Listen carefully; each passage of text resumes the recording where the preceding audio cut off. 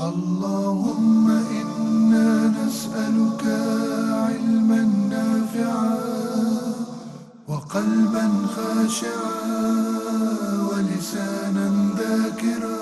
اللهم إنا نسألك علما نافعا وقلبا خاشعا ولسانا ذاكرا. اللهم إنا نسألك علما نافعا. السلام عليكم ورحمة الله وبركاته. بسم الله والحمد لله والصلاة والسلام على رسول الله وعلى آله وصحبه ومن والاه. All praise belongs to Allah subhanahu wa ta'ala. We testify that there is none worthy of worship except Allah, and that Muhammad sallallahu alayhi wa sallam was his slave and final messenger. Salawatu rabbihi wa salamu alayhi. Welcome back, my dear viewers, to another new episode in our series that we are continuing of qualities to be a successful Muslim. With us in the studio in Cairo, Egypt, is our esteemed guest and speaker, Ustad Omar. Welcome, Brother Omar, once again. Jazakallah khair, barakallah feek. Always good to have you. Alhamdulillah, Jazakallah khair. May Allah bless you.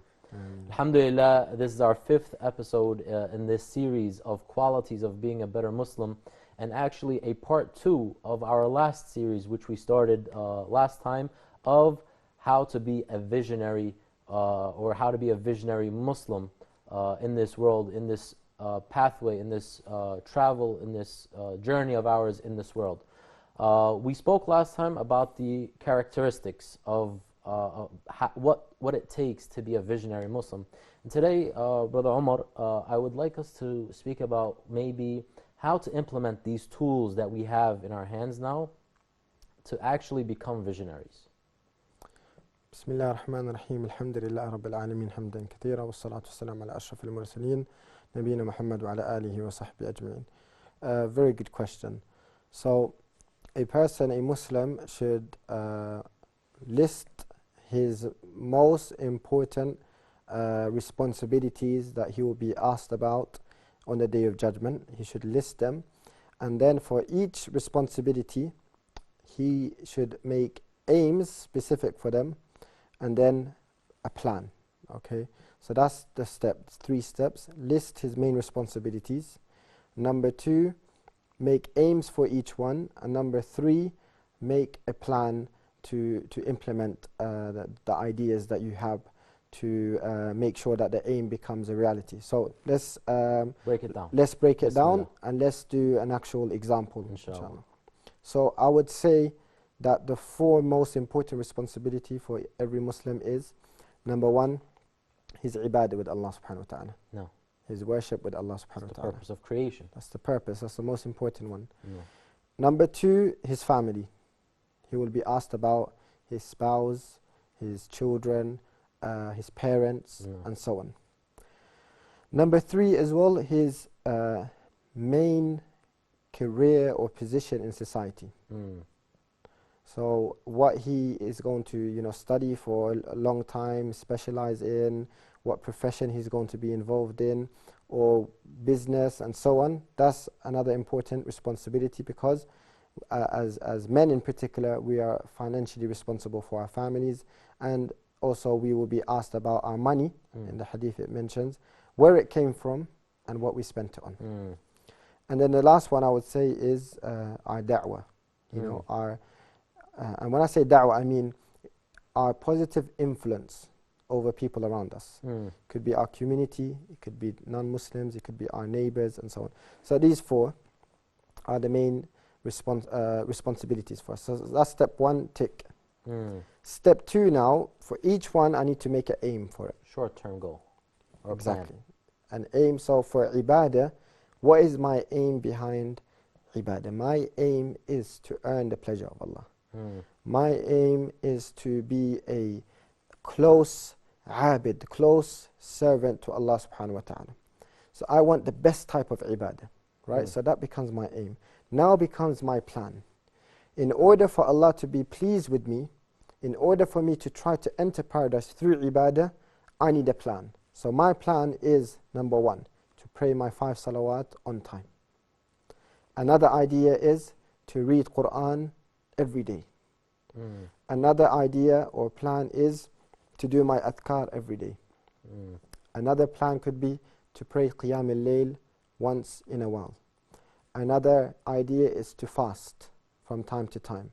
Another idea is once a week I have this secret good deed that no one knows about, only Allah subhanahu wa ta'ala knows about, that I do regularly, that I can, I can be proud of on the Day of Judgment, something between me and Allah, and gives me a secret close relationship with Allah in this dunya. It could be that once a week or so I go to this Muslim graveyard and I go visit the dead Muslims, and I just use this time to reflect and to think of how I can improve myself, how I can do more good deeds, how I need to change certain bad habits. Because the Prophet encouraged us to visit the graves because it reminds us of death and our meeting with Allah subhanahu wa ta'ala. Speaking about secret acts, tell us the story, if you don't mind, of that came to my mind, the story of Abu Bakr radiallahu anhu, Amir al-Mu'mineen at the time, where he would go into the house of the old woman and he would do what he do, and she didn't know who he was. Yeah, subhanAllah. So you'll find the Sahaba and the Salaf, they all had like a secret deed. Some of them, they will fast regularly and their own wives wouldn't know. So every morning, they would take the food and pretend that they're going to take it, pack lunch, and they will eat it when they leave the house. And they will give it as sadaqah to someone, and they will keep their fast. Other people, they would, like Abu Bakr as-Siddiq, he would help a woman, he would give sadaqah. All these things no one knew about. So these things are important because the Salaf, they said that we used to rely on our secret deeds, not our public deeds, because we don't know if it's accepted or not. So that's, ibadah aims. We get a picture of how I can improve my ibadah for every year, from my salawat, my siyam, and all of these actions. What do I need to increase in? If I'm not praying on time, I need to start praying on time. If I'm not praying my sunan prayers, I need to start doing that. If I'm not praying my duha, if I'm not reading Quran, all these things I need to include it in my schedule now, my itinerary, because I want ibadah to be the best. Moving on, family. So hold on, let's take it one step back. We said goal setting. We have to set what our goals are in life, which we mentioned, what our goals are. Then we have to make specific plans or goals or aims that to reach our goals, right? Yes. What's the third step in the three? The first is identifying your responsibility. Secondly, making aims for each responsibility. Thirdly, making plans and implementing that plan. Okay. So we did the 4 responsibilities. Okay, there could be more, it depends on the individual, but these are the main 4. And then for each one, we're going to make an aim. So family, my aim behind family is I want to have a close relationship with my family. That could be an aim. Number 2, I want to establish this deen, for example. Yes, I want my children, my wife to also be close to Allah, because Allah says, save yourselves and your family from the punishment. Okay, so all of these are aims. They're not going to happen until you have a plan to execute. Okay, so you want your family with you in Jannah, you want to guide your family, you got work to do.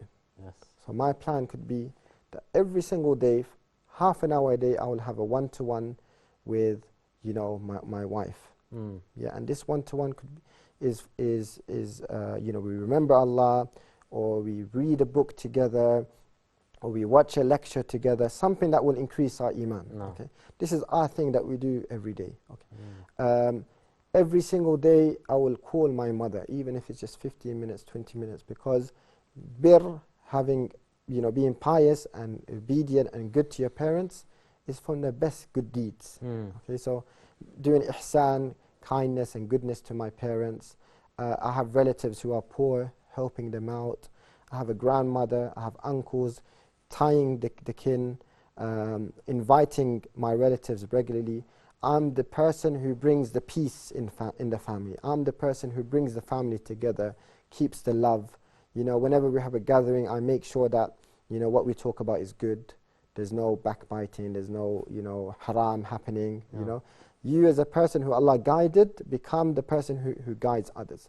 And even if you don't have Muslims in your family, or you have non-practicing people in your family, you are the person who makes them love Islam, who brings them closer to Islam. Not the other way around. Unfortunately, sometimes it's the religious guy, unfortunately, in the family who that's distancing himself. he's distant, he might be harsh sometimes, especially with his family. You know, you guys, where's your beard, brother? Why are you not praying on time? And that harshness makes them maybe not like this religion. Turns instead them of off, yeah, builds a barrier. in the Quran we say, oh Allah, do not make us a fitna No. for those who do not believe. Do not make us a fitna for others. And we can do that when we put off people through our manners and characters. So that's number 2, family. No, Jazakumullah khair for mentioning that part about kinship, because subhanAllah, correct me if I'm wrong, I think kinship is one of the, if it's broken, of course, it's one of the few ibadat that if we are not in touch with and we're not connected with, that the punishment will actually be rushed to us in this dunya immediately, and then in the hereafter will be another account. Absolutely, absolutely. The person who cuts the ties, he wouldn't smell the fragrance of paradise. This is an important thing that unfortunately we're heedless. And to add to that as well is your responsibility with your family. You know, are you a good parent? Are you spending on your wife, on your family and stuff? So this, you all need to plan for that. You know, what am I doing? Or what can I do to make sure I'm fulfilling my the rights of my family, right? So that's number 2. Number 3, your career. So you want to be kind of the most successful person. Why not? Have good aims. And this is not a worldly dunyawi aim, because the Prophet ﷺ said the person on the upper hand is better than the lower hand. The strong mu'min is better and more beloved to Allah subhanahu wa ta'ala than a weak Muslim. Yes. So when you have a strong position in society, and I'm sorry to cut you off, but even before that, Allah subhanahu wa ta'ala commanded us to establish ourselves in the earth. Absolutely, yes, of course. So this is part of our deen, and we want to benefit others. The Prophet said, the best of you are those who are the most beneficial to others. So I need to therefore study hard. I need to gain good skills. I need to gain a good trade, good profession. So all of this, again, needs planning, studying and looking for good opportunities. And this is important for your deen and for your akhirah. And then the last one we mentioned is what? Your community, your ummah. What are you doing to have a benefit to people around you? Okay, you can be volunteering once a week in your masjid. You can have a small project that you set up in the side that benefits other people. You can be helping orphans. You can be helping youth. You can be teaching, voluntary once a week, a few hours a week. So giving back to the community, giving back to the ummah. That also needs aims. Firstly, why are you doing this? Secondly, what can you do to make sure that you can achieve the best that you can when it comes to that part? So this is a small example of how we can practically implement the idea of being visionary and being productive. Jazakumullah khair, Ustaz Omar. Inshallah, we're going to take a short break and get back to practical tips of why, for example, that might delay us from being productive. Dear viewers, there we have it. Ustaz Omar just shared with us practical ways on how to implement the characteristics and the tools that we acquired and that we learned from our previous episode in order to become visionaries, in order to benefit ourselves, our communities, and the ummah at large. As our brother demonstrated, there is no clash, there is no contradicting in having the best of both worlds, being Muslim who is practicing, who's close to Allah subhanahu wa ta'ala, as well as having the world side by side. There is no clash in that. Inshallah, let's take a small break and we'll be back and continuing to see the pros and maybe what obstacles we could face while becoming visionary Muslims, so we can better ourselves after a short break. Jazakumullah khair. اللهم إنا نسألك علما نافعا وقلبا خاشعا.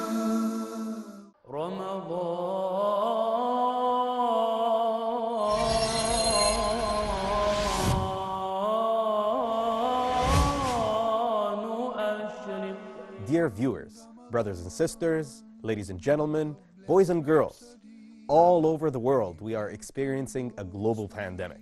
And this Ramadan season, we have a special show for you, and it is called Blessed Nights. During that show, we will have a lot of interactions with many sheikhs and doctors from all over the globe. Stay tuned with us. Huda TV, blessed night.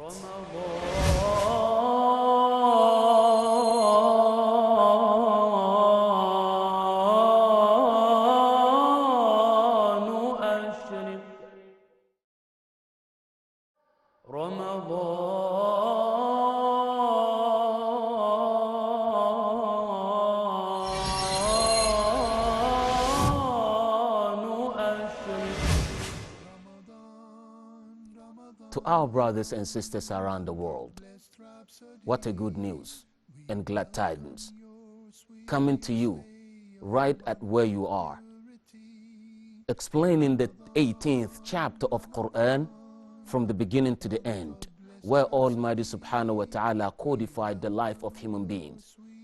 By the permission of Allah, we've elucidated the meaning of this chapter for each and every human being to benefit.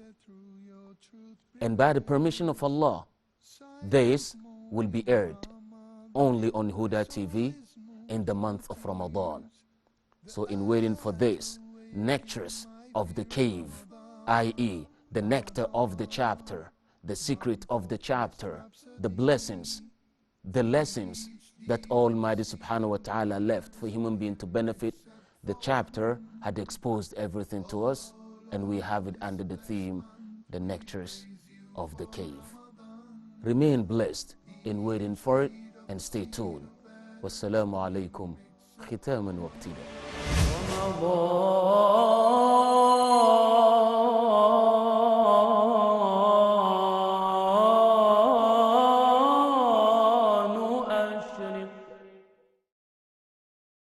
اللهم إنا نسألك علما نافعا وقلبا خاشعا. Assalamu alaikum wa rahmatullahi wa barakatuh. Welcome back, respected audience. Alhamdulillah, we've learned the characteristics and the tools in order to be visionaries. And we've also learned how to implement these tools and these characteristics in ourselves and in our daily lives and our short-term and long-term goals. Sheikh Omar, continuing this journey, what obstacles might someone face in this path of applying these characteristics in order to be a successful Muslim? I mean, when we mention these, so we are aware of them. So if we do stumble upon them, we know how to fix them and how to remedy them. And obviously, we want to avoid them altogether. But inshallah, as we learn them, we can avoid them. And if we don't avoid them, we learn how to go over them, inshallah. No. One of the biggest barriers towards success, one of the biggest actually destroyers of success is sins, sinning. And once someone sins, he is removing the blessings from Allah subhanahu wa ta'ala in what he has. You know, he's removing the blessings that he has in his family, the blessings in your tijara, blessings in your time, the blessings even in doing good deeds. Because sins, it has an effect and it has consequences. It removes the blessings in your life. And this is what the Sahaba and the Salaf, they used to say, that whenever something goes wrong, you know, between the husband and the wife, or the camel or the horse or the tijara, they used to link it back to a sin. And we're referring here camel or horse for as like a rider. the transport, yeah, the method of transport. So when your car is not working, Yes. you know, your wife's not obeying you anymore, your children don't love you anymore, it means you need to repent. It means you need to check yourself and leave some of the sins that you're doing. And likewise, when you feel like you're not being productive, you know, days are passing, weeks are passing, and you're not able to do much. You're not, you know, your time, you don't feel like in your time is blessed. And someone else, he's finishing everything within a day, you know, and he's doing so much in so little time. And this is one of the definitions of blessings. Blessing is when Allah Azza wa Jal maximizes a good in something. So food, I have one meal, you have one meal, but I'm full, you're not. Why? Because my one has blessings in Barakah. it, has barakah in it. We both have the same business, right? But my one becomes more successful. Why? Because of the niyyah, because of the blessings. So that's number one. Sins. And the most important one is leaving sins. You will find that when someone does good deeds and puts his trust in Allah, he becomes more successful, more blessings. And when someone is doing sins and disobeying Allah, he's harming what he has. He's burning and destroying what he has. SubhanAllah. I wanted to mention some misconceptions around the topic of productivity. So these are things that people think is productivity, but it's actually not. It could be harmful even. Number one is, don't do everything. Some people think, I do so much, I'm so productive. That's not productivity. Productivity is not burning yourself out, exhausting yourself out. It's not even about doing too much. It's about selecting what is beneficial, not doing everything. And you need to kind of choose what you're good at, and not try to be someone you're not, and try to be so many different people in one. Number two is, don't say yes to every single thing. You know, alhamdulillah, you have a plan. You need to focus. You need to follow that plan. The only time when you're allowed to divert slightly from that plan is when you become a comedian, right? When a good opportunity comes. So you're following this path. On the way, something better came. Okay, you go to it. That's fine. But anything that is going to pull you back, or it's not going to add any benefit, it's not actually an opportunity, you need to learn how to say no. And this is difficult, right? Because sometimes naturally we desire to do a lot. What's that saying? It says, may Allah have mercy upon one who knows his limits. Absolutely, right? yes. Sometimes we jump out of our lane. Yes. You know, we want to be a thinker, and you want to be a politician, and you want to be a sheikh, and you want to be, and you know, you need to stay in your lane. This is what Allah blessed me with, this is what I'm good at. Someone else is good at something else, I'll support him in it, but I can't be that person. But how does that contradict us being visionaries and aiming high and I want to be a scholar, I want to be a writer, I want to, right? How do we balance the two? We balance it by remembering that you want to be a jack or do you want to be a master? Okay, so you're either a jack of all trades and master of none, or you're a master of some, right? You're a master of some specialities, and you're not a jack of anything, right? That doesn't mean, as they say in Arabic, that there's no harm of having ilm, shay'un min al-ilm, right? Some knowledge on everything. You know, that you're a person who's got general knowledge. That's a very good quality. You know, but specialized in one. You're not a scientist, but you have general knowledge of science. You're not a specialist in geography and history, but you have general knowledge of what's important, what's the most important. And this is why the Prophet ﷺ used to make a dua. Allahumma inni as'aluka ilmun nafi'a wa na'udu bika min ilmun la yanfa'. I ask you, Ya Allah, of knowledge that is beneficial. What does that mean? That not every single knowledge is important. Okay, we can't have knowledge of everything. That's only Allah Azza wa Jal who has knowledge over everything. Then you say, I seek refuge in knowledge that is not beneficial. Okay, you can study something it's not beneficial. You don't need it. Okay, and you're just wasting your time. You know, you can't read every single book in the world. You can't specialize in every subject. Going back to the hadith we mentioned in the first episode in this topic, i'malu i'malu fakullun muyassirun lima khuliqa lah. Do the actions, everyone will be guided to what they're good at. And I want to mention an example of Khalid ibn Walid and Ibn Mas'ud radiallahu anhu, or Ibn Abbas. Khalid was brave, courageous. He was a warrior. He liberated Sham. He liberated many lands for Islam. Okay, but he was not a scholar. In fact, if he was a scholar, it would be a problem. Once he gave a fatwa or made a decision on something. He took a decision on something that involved fiqh. Fiqh means deep understanding of something. That's not his thing, right? He's good at, fighting and so on. So he made a decision and it was wrong. The Prophet ﷺ said it was wrong. And he said, oh Allah, I am bari, I am innocent of what Khalid did. Once he came to lead salah, and he did a few, or he forgot certain verses, okay? Then after finishing the salah, he said, subhanAllah, the jihad, fighting for the sake of Allah, it brought me away or distracted me From the worship. from the kalam of Allah, from the book of Allah. Mm. He's got an excuse, we don't, Yeah. that we're away from the Quran. Let's go to some of the younger Sahaba. Let's go to Ibn Abbas, Ibn Mas'ud. One of them saw the Prophet ﷺ being mocked in front of him. And the Prophet praying in front of the Kaaba, at that time, the time of weakness in Mecca, Quraysh were in charge. He was praying and prostrating, and some of the Quraysh, just to have a laugh, they got the dirt and the intestines of the camel, and they put it on top of the Prophet, they put it on his back and in his shoulder, just to have a laugh. Yeah. He said, radiyallahu an, I saw that in front of me, and I couldn't do anything. I was too weak. I didn't have the courage to do something. Whereas Fatima, she was young girl. She was like a lioness. She came to defend her father. She came to even fight, Quraysh. She was just a little young girl then. Yeah. My point here is, Ibn Abbas, Ibn Mas'ud, they're scholars, they're fuqaha. They're so knowledgeable in tafsir and fiqh and fara'id. In terms of fatwa, they're great.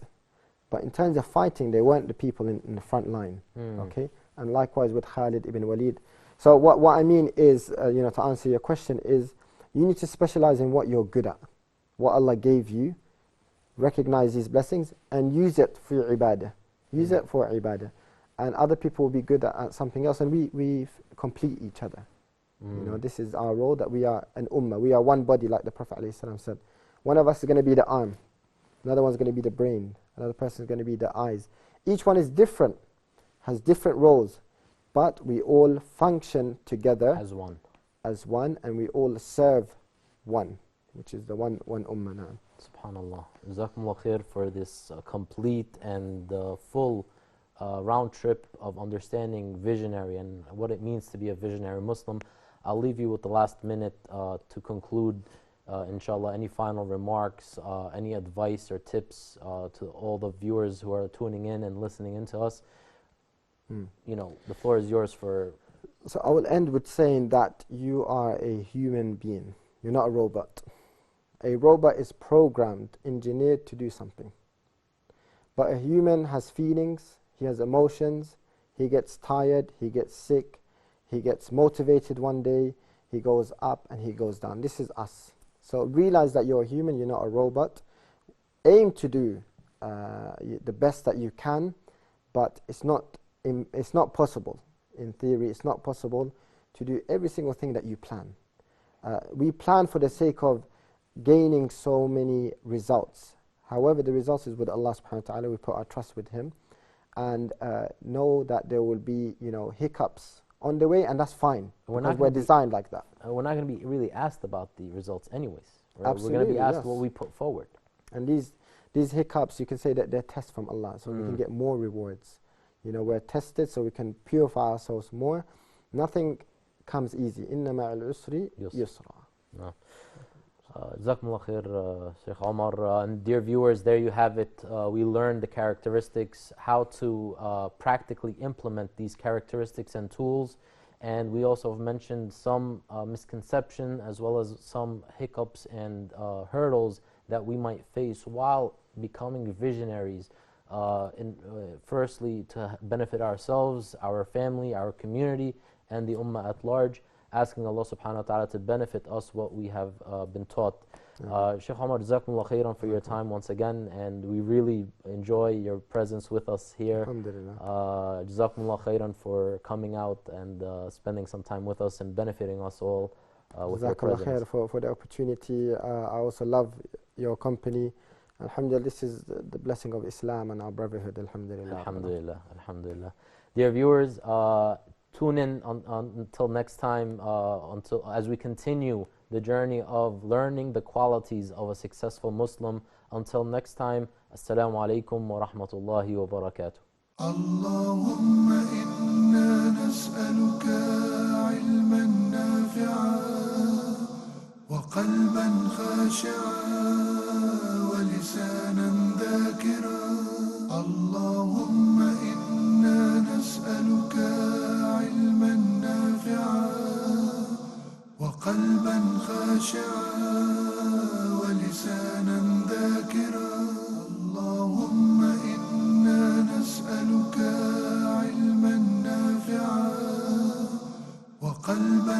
خاشعا